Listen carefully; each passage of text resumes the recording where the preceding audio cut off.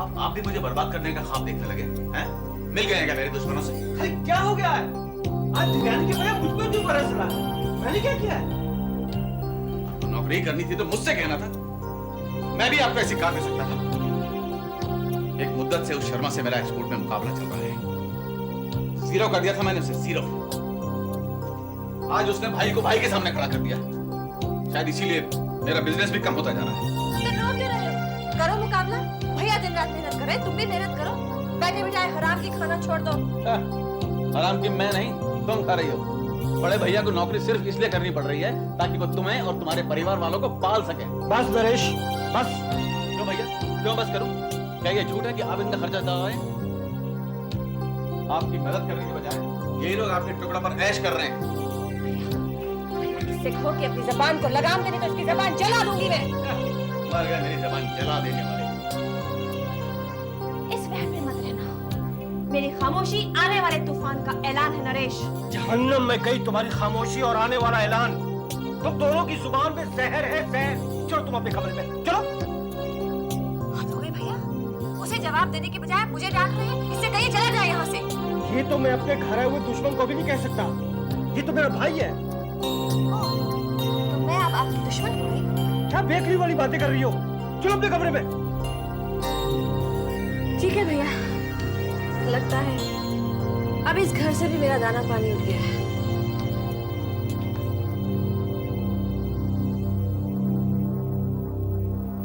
नरेश, तुम मुझसे क्या चाहते हो? ये नौकरी छोड़ दो भैया। नौकरी छोड़ दो? मैंने मेहनत की है, बेईमानी नहीं। किस वहम में आप रहते हैं बड़े भैया? आज बिजनेस नाम ही बेईमानी का है। शर्मा ने आपको मेरे खिलाफ खड़ा कर दिया, क्या ये बेईमानी नहीं? लेकिन मेरी नीयत में तो ऐसा कुछ भी नहीं है। मुझे आपकी नीयत नहीं, आपके कर्म से लेना देना है। और आप अच्छी तरह जानते हैं भैया, मैंने जिंदगी में कभी हार मानी नहीं। शर्मा को तो मैं जड़ से उखाड़ फेंकूंगा ही। फिर न शर्मा रहेगा, न शर्मा एक्सपोर्ट्स। ब्लडी हेल, आपकी नौकरी भी।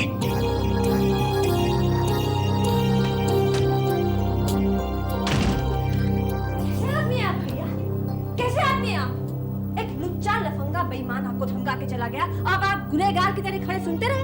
यही तो फर्क है, यही तो फर्क है उसमें और मुझ में। तो मुझे जवाब देने देते, मुझे क्यों चुप कराया आपने? ये बात दो भाइयों के बीच में थी, तुम्हें दखल ही देना चाहिए था। तो मैं अब गैर हो गई आपके लिए। नहीं जगह, मुझे गलत मत समझो। इतना कुछ होने के बाद भी मैंने कभी नरेश के लिए बुरा नहीं सोचा। वो मेरा छोटा भाई ही नहीं, मेरे बेटे की तरह है। अगर इस नौकरी से उसे नुकसान पहुंच रहा है तो ठीक है, मैं ये नौकरी छोड़ देता हूं, इस नौकरी को।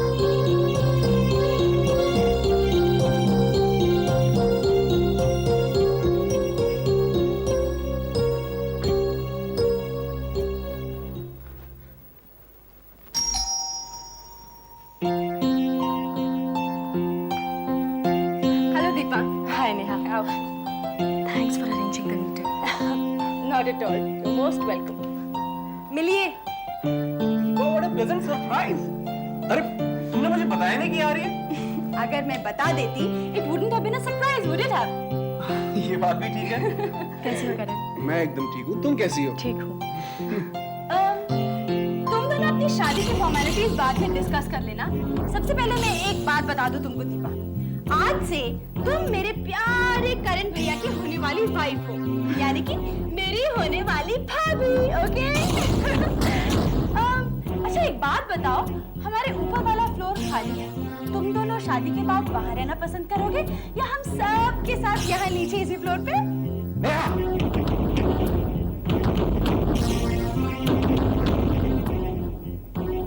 इस घर में दोबारा कदम रखने की तुम्हारी हिम्मत कैसे हुई? नरेश मल्होत्रा के बेटे को अपने बाप से चाहे और कुछ ना मिला, हिम्मत बहुत मिली है। पापा मैंने बुलाया था इसे। ब्लडी हेल, ये जानते हुए कि ये मेरा दुश्मन है? बेटा बाप का दुश्मन कैसे हो सकता है पापा? Shut up Neha, just shut up. और खबरदार कि इसे मेरा बेटा कहा तुम। पापा आप कब तक इस सच्चाई से मुंह मोड़ते रहेंगे? आफ्टर ऑल करण मेरा भाई है। नहीं है, नहीं है। तुम बीमार हो, इस वजह से मैंने आज कुछ नहीं कहा, वरना न जाने क्या कर बैठा। क्या कर बैठते आप? मुझे सूली पर चढ़ा देते, या मेरी खाल खींच लेते, या फिर किसी को सुपारी देकर मेरा मर्डर करवा देते। अब मुझे यकीन हो गया है कि तुम पागल होने वाली हो। बस करो नरेश, बहुत हो गया। तुम हट जाओ मेरे सामने से। नहीं हटूंगी। क्या कर लोगे? मारोगे? लेकिन मैं तुम्हें अपनी बीमार बच्ची पर और जुल्म करने नहीं दूंगी नरेश। नेहा, तुम अपने कमरे में जाओ। चलो चलो करण मेरे साथ। तुम्हारे साथ नहीं, घर के बाहर जाएगा ये। पापा, आप मेरे भाई की बेइज्जती कर रहे हैं। मैंने कहा ना तुमसे, मत कहो इसे अपना भाई। आपकी तरह मैं सच्चाई से मुंह नहीं मोड़ सकती। लेकिन मैं इसका मुंह तोड़ सकता हूँ। अब गेट आउट। ये यहाँ से नहीं जाएगा, ये मेरा भी घर है। नेहा, ये घर तुम्हारा जरूर है, लेकिन इसका मतलब ये नहीं कि तुम अपने पापा से बदतमीजी से बात करो। ये इस घर के मालिक हैं, तुमसे बड़े हैं ये। बड़ों का हुक्म सर आंखों पर, लेकिन उन्हें भी तो छोटों की भावनाओं का ख्याल रखना चाहिए। करण को डिनर पे मैंने बुलाया था, वो खाना खाकर मेरी मर्जी से जाएगा। क्या? तुम्हारी मर्जी से जाएगा? जी हाँ, ठीक सुना आपने। चलो करण, चलो मेरे साथ। Enough, नेहा। पापा के साथ तुम्हारा ये सुलूक मुझे भी अच्छा नहीं लग रहा है। छोटों की शिकायत अपनी जगह और बड़ों की इज्जत, उनका लिहाज अपनी जगह। इस शिकायत को शराफत के दायरे में ही रहना चाहिए। चलो दीपा।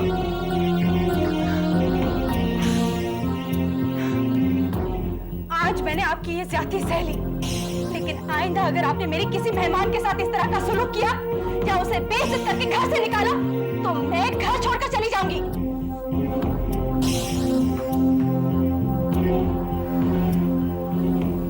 नरेश, तुम इसे किसी अच्छे डॉक्टर को क्यों नहीं दिखाते? इसका इलाज क्यों नहीं करवाते तुम? एक बहुत बड़े डॉक्टर से बात की थी मैंने, तो कहने लगा इसे शायद मेंटल हॉस्पिटल में रखना पड़ेगा। क्या? Mental hospital? नहीं नरेश, मैं अपनी बच्ची को मेंटल हॉस्पिटल नहीं भेजूंगी। नहीं भेजूंगी मैं उसे पागल खाने। हे भगवान, और कब तक इन मुसीबतों का सामना करना पड़ेगा? और कितने दाग देगा तू हमें? अब और बर्दाश्त नहीं होता, नहीं होता। रो नहीं बंदा, रो नहीं। नेहा पागल नहीं है। पागलपन के सिम्टम्स ऐसे नहीं होते। देखो, सही हो या गलत, वो बातें सुनती बराबर है और उसके जवाब भी उसी के रेफरेंस में ही होते हैं। ऐसा कभी नहीं हुआ कि सवाल कुछ हो और उसका जवाब कुछ और। हाँ, उसका टेम्परामेंट बदल गया है। उस रोज मेरी खातिर करण से लड़ पड़ी थी, आज करण की खातिर मुझसे। तो नरेश, ये पागलपन नहीं है तो फिर और क्या है? नहीं बरका, ना ये पागलपन है और ना ही इस रवैये का ताल्लुक याददाश्त से। आज कुछ और है। और क्या बात हो सकती है नरेश? यही तो समझ में नहीं आ रहा है।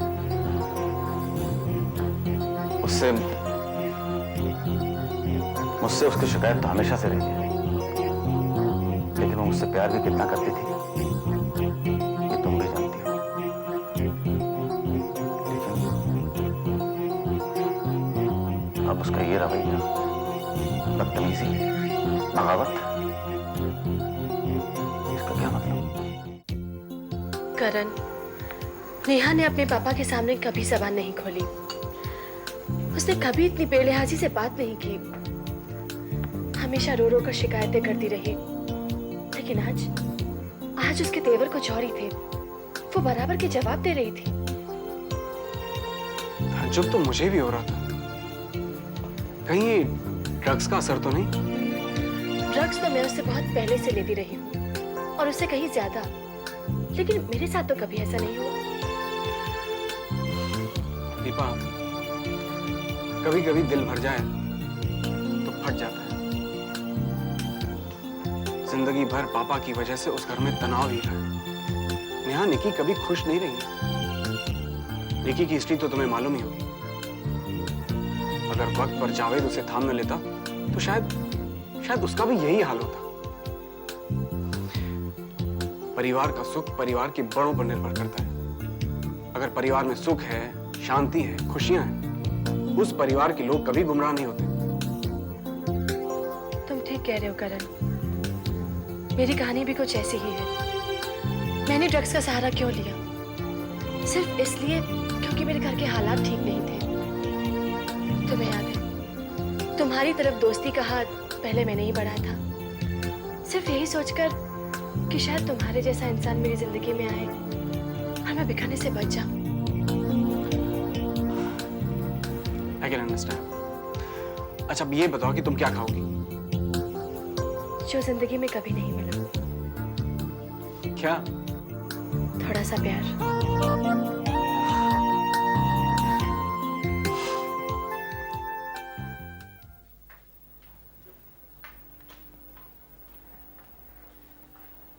अरे आप अभी तक यहीं घूम रहे हैं? ऑफिस नहीं जाना है क्या? चलिए तैयार हो जाइए, मैं नाश्ता ठीक करती हूँ। अगर ऑफिस नहीं गया तो क्या नाश्ता नहीं मिलेगा? आज छुट्टी है क्या आपकी? हाँ, छुट्टी है। आज भी है, कल भी है, परसों भी है। छुट्टी ही छुट्टी है। क्या कह रहे हैं, मेरी कुछ समझ में नहीं आ रहा है। समझ के क्या करोगी भाभी?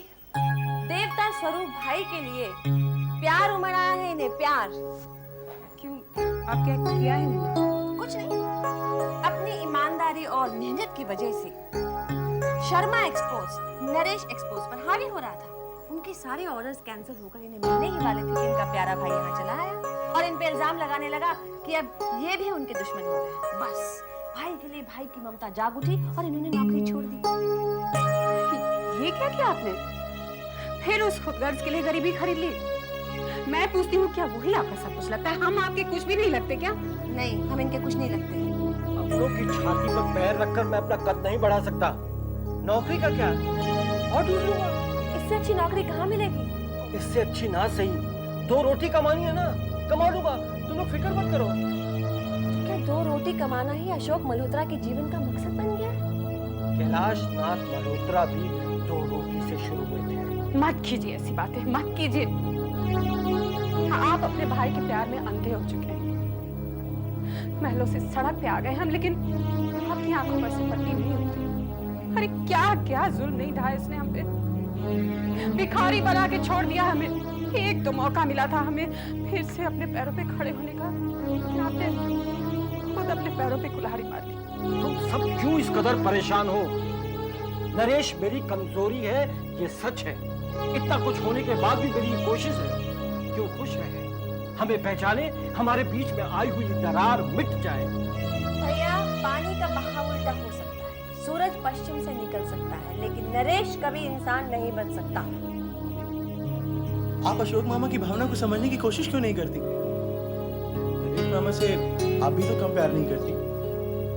अगर उनके नौकरी छोड़ने से उनको खुशी मिलती है तो मिलने दीजिए। लो, एक और आया नरेश मामा का तरफदार। आज आप चाहती हो कभी नहीं हो सकता। आप एक पहाड़ से टक्कर लेकर अपना ही सुख चैन खो रही हैं। तुम चुप रहो, तुम भी उसी खरी के चट्टे बट्टे हो। आज तक सिवाय दुख के तुमने क्या दिया है मुझे? चले जाओ यहाँ से, जाओ यहाँ से। बड़ा आया है उसका तरफदार बन के।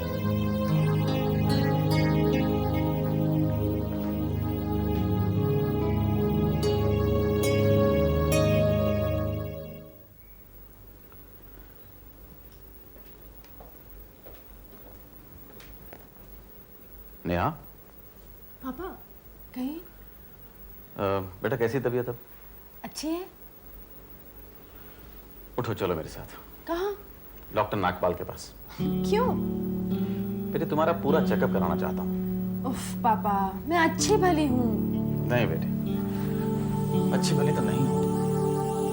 अब देखो ना, तुम्हारा रवैया मुझे समझ नहीं आता है। फॉर एग्जाम्पल, तुम्हें याद होगा कि एक दिन ऐसा था कि तुम मेरी वजह से करण से झगड़ पड़ी थी, और उस रोज करण की वजह से मुझसे उलझ पड़ी। इतनी बड़ी गुस्ताखी तो तुमने पहले कभी नहीं की थी बेटे। ये बात नॉर्मल तो नहीं। पापा, ये बात है तो नॉर्मल, लेकिन आपको ऐसा नहीं लगेगा। दीपा भी मेरी तरह माँ बाप के होते हुए अकेली है। वो करण से बहुत प्यार करती है और इसलिए मैंने दोनों को डिनर पर बुलाया था। इतना ही नहीं, तुमने करण को अपना भाई कहा, उसे मल्होत्रा हाउस में रहने के लिए इनवाइट किया। और नॉर्मल हालत में तुम इतनी बड़ी गुस्ताखी मेरी मर्जी के खिलाफ कभी नहीं कर सकती थी। ठीक है, करण एक अच्छा लड़का है और मैं ये भी जानता हूं कि उसने वाशी ब्रिज के सिलसिले में एक दफा मेरी मदद करके मुझे शर्मिंदगी से भी बचाया था, लेकिन उसकी मैं इतनी बड़ी कीमत नहीं दे सकता कि उसे अपना बेटा मानकर उसे मल्होत्रा एम्पायर का वारिस बना दूं। No, never. Anyway, forget that. Get ready and let's go to the doctor. नहीं पापा, मुझे डॉक्टर की जरूरत नहीं है। अगर आप मेरी मदद करना ही चाहते हैं तो फिर मेरा अकेलापन दूर कीजिए। यानी तुम्हारी शादी राहुल से कर दूं? बिल्कुल नहीं, मुझे शादी में कोई इंटरेस्ट नहीं है। तो फिर? देखिए पापा, मैं पढ़ी लिखी हूँ, आपकी वारिस भी हूँ। एक ना एक दिन मुझे आपका बिजनेस संभालना ही है। हाँ, सो तो है। जब तक मैं कुछ सीखूंगी नहीं, मैं आपका बिजनेस कैसे संभाल पाऊंगी? आप मुझे अपने ऑफिस ले जाना शुरू कीजिए ताकि मैं सीख भी सकूं, आपकी जिम्मेदारियां भी संभाल सकूं। इससे आपको भी आराम मिलेगा। Yes, why not? तो ठीक है, कल से तुम मेरे साथ मेरे ऑफिस चलो, ओके? हेलो।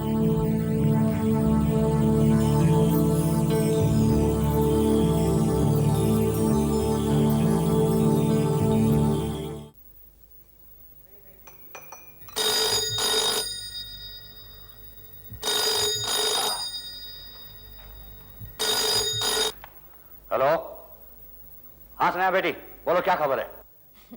पापा, हमारे प्लान कामयाब होते नजर आ रहे हैं। वंडरफुल। कल से मैं मिस्टर नरेश मल्होत्रा के ऑफिस जाने लगूंगी और उसके बाद जो होना है वो तो आप जानते ही हैं। बहुत अच्छी तरह जानता हूँ बेटी, बस तुम जल्द से जल्द उसका कॉन्फिडेंस जीत कर पावर अटर्नी दे दो। फिर ऐसे काम करो जिससे वाशी ब्रिज का कॉन्ट्रैक्ट उसके हाथ से निकल जाए, एक एक करके उसकी सारी फैक्ट्रियां बंद हो जाए, कोड़ी कोड़ी के लिए मोहताज हो जाओ बेटा। जी पापा, मुझे सब कुछ याद है। डोंट वरी, सब कुछ ठीक हो जाएगा। गुड गुड लक बेटे, बाय।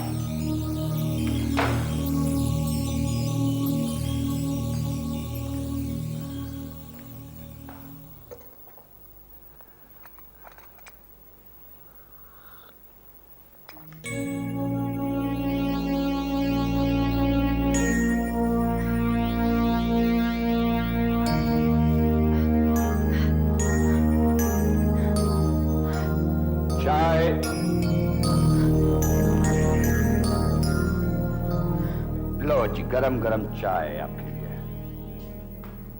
लेकिन ओह सॉरी सॉरी। क्या है बेटी, मजबूरी है, नहीं तो मुझे भी अच्छा नहीं लगता इस तरह तुम्हें बांध के रखना। आदमी दिल का मैं बुरा नहीं हूं, मैं समझ सकता हूं तुम्हारे दिल में क्या क्या बीत रही होगी, लेकिन मैं सच कह रहा हूं, मैं आदमी बुरा नहीं हूं। ये लो चाय पियो।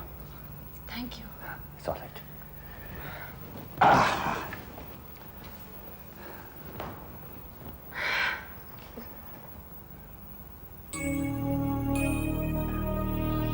चीनी ठीक है?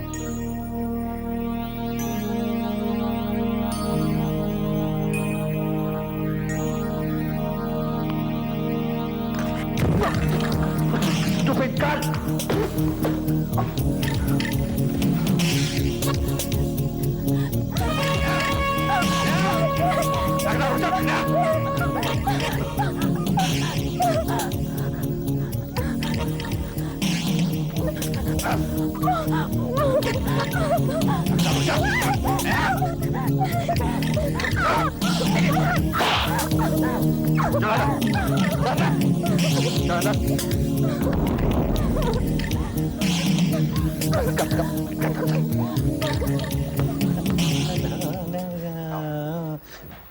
अरे मालिक मालिक मालिक, कैसे? अरे बेटी बेटी कैसी हो बेटी? क्या कर रहे हो? कौन हो तुम? कमाल है, क्या हालात ने मेरा थोड़ा इतना बदल दिया?